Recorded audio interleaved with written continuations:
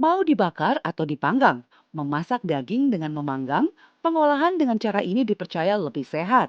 Daging yang tidak bersentuhan langsung dengan api membebaskan daging dari risiko daging terpapar karsinogen yang berasal dari hasil pembakaran. Di segmen kali ini, Dr. Putri Sakti, spesialis gizi klinik, akan memberikan tips dan trik bagaimana cara mengolah daging yang benar agar Anda terhindar dari gangguan kesehatan. Kali ini kita akan membahas seluk-beluk tentang daging yang ada dan akan kita olah.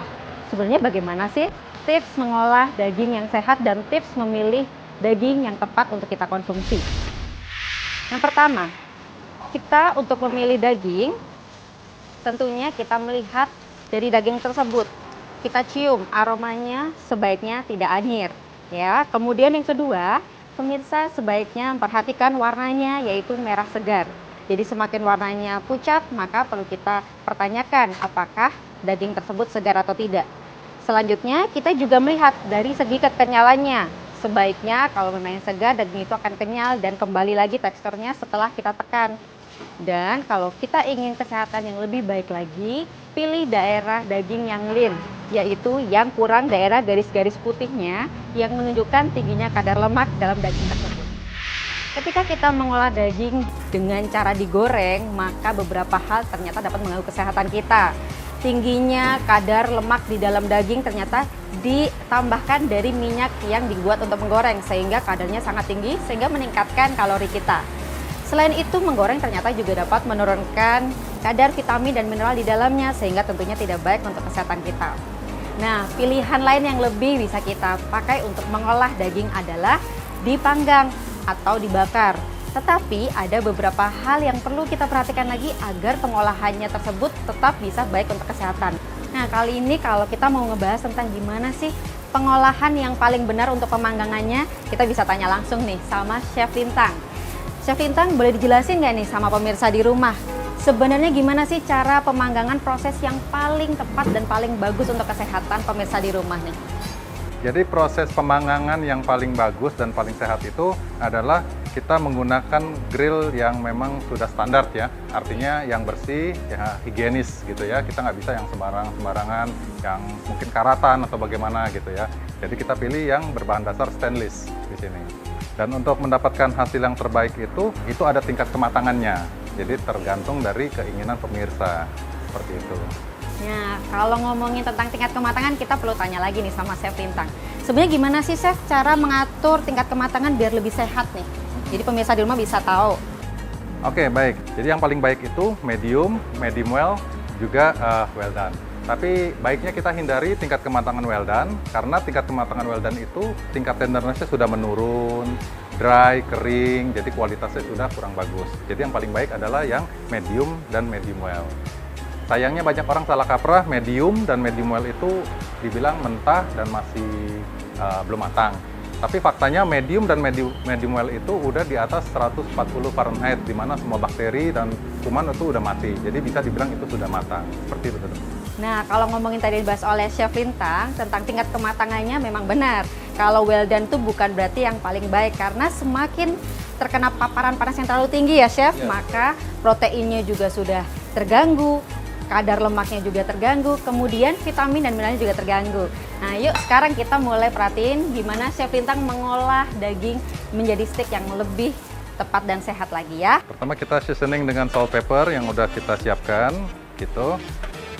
Semua sisi, nah, karena ini biar merata, karena ini juga akan tenderloin ya. Dimana tenderloin itu adalah steak yang tidak mengandung lemak.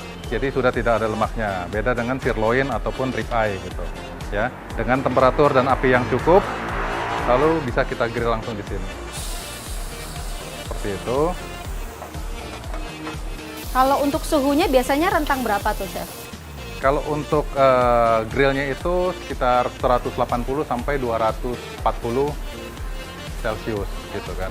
Jadi untuk menghasilkan flavor dan aroma yang baik. Nah, dari sini aja kita udah bisa mencium ya aromanya yang bagus seperti itu. Metode memasak steak ini kan yang saya tahu tuh ada dua, direct flame itu yang dengan api langsung, yang dengan lava rock ya, juga dengan flat griddle, artinya dengan plat besi yang rata tapi berbentuk grill. mana sih yang lebih baik dan lebih sehat, Dok? Kalau boleh tahu? Ya, terima kasih Chef Lintang. Jadi memang benar nih yang tadi ditanyakan oleh Chef Lintang. Ada dua hal yang perlu kita perhatikan, ada daging yang dipanggang dan ada yang dibakar. Kalau tadi yang dikatakan oleh Chef Lintang, daging yang diberi alas sebelum terkena api langsung, dia adalah daging yang dipanggang. Contohnya steak ini ya, Chef ya. Daging yang langsung terpapar dengan api akan menghasilkan zat-zat yang bersifat karsinogenik. Karsinogenik adalah zat yang bisa memicu terjadinya kanker di tubuh kita karena dia bisa menyebabkan gangguan mutasi genetik di DNA kita. Oh iya, Dok, saya mau bertanya ya. Yang saya dengar kalau makan steak dibarengin dengan makan ketimun, itu mitosnya tidak baik buat kesehatan. Benar nggak sih, Dok? Oke, kalau ngomongin timun atau sayur-sayuran yang lain ya, karena kan biasanya kalau menyajikan daging panggang itu biasanya dia ada side dish-nya seperti salad atau buah yang lain. Itu bisa membantu menyehatkan tubuh kita. Kenapa? Karena biasanya di sayur mayur terutama yang bervariasi ya, dia akan tinggi dengan antioksidan. Sehingga paparan dari api yang tadinya tinggi dengan radikal bebas bisa ditekan dengan konsumsi sayur mayur yang menyertai sajian dari daging panggang ini.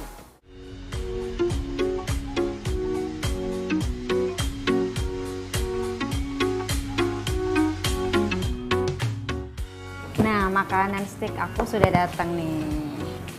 Nah, kalau kita lihat ya, steak di sini dipanggang. Nah, tadi udah sempat dibahas bedanya dengan dibakar itu seperti apa.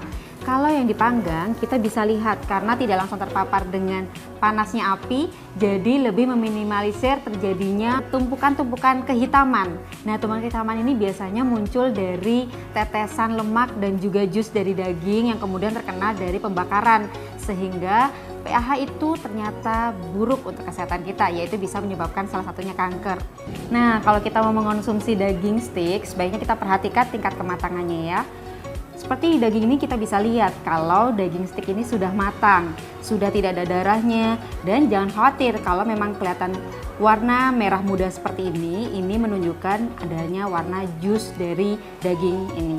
Dan yang perlu kita perhatikan adalah hindari sebanyak mungkin daerah-daerah yang hitam dari akibat paparan panggangan. Nah, ini adalah salah satu kelebihan dari daging panggang, yaitu tidak terpapar langsung dari api panas sehingga tidak ada daerah-daerah yang hitam. Beberapa tips yang bisa kita lakukan apabila kita ingin mengolah daging panggang adalah yang pertama, kita pilih daging yang fresh tentunya ya. Kemudian pilih daging yang rendah lemaknya, sehingga biasanya kita lihat dagingnya benar-benar banyak yang merah dibanding putih-putihnya.